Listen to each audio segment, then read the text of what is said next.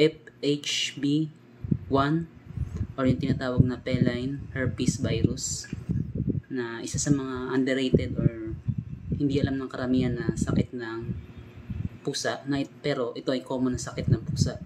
Kung ano ito yung parang colds na tinatawag, pero yun nga, parang H1N1, COVID, yan, parang ganyan, na parang natutulog lang na virus sa katawan ng ating alagang pusa. Na yun nga po, na dumarating yung pagkakataon na pag na-trigger to, yung tinatagan na flare-ups, ay dun siya tumitindi. Kumbaga yan, mas makikita nyo sa mata ng pusa nyo na nagmumuta or parang namumula na parang may sugat. Tapos nag-i-sneeze siya. Ayan, may ubot, sipon.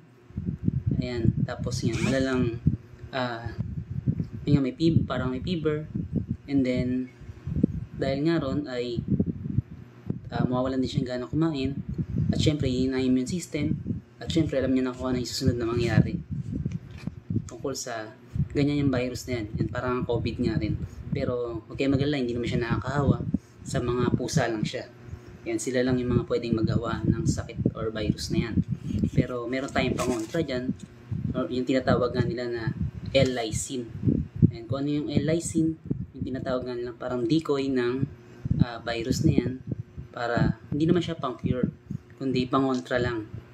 Kumbaga sa ay good bacteria or good virus lang, pang block or pangontra sa pagdami or paglala ng virus na ito. Ayan, na L-lysine. Ayan, kaya umanap tayo ng mga cat food na mayroong L-lysine. Ayan, na makakatulong sa alaga natin. Ayan, na makalaban sa mga virus na hindi natin nakikita. Or sabi nga nila, natutulog lang na sakit or virus sa any pets natin. Especially nga sa mga pusa.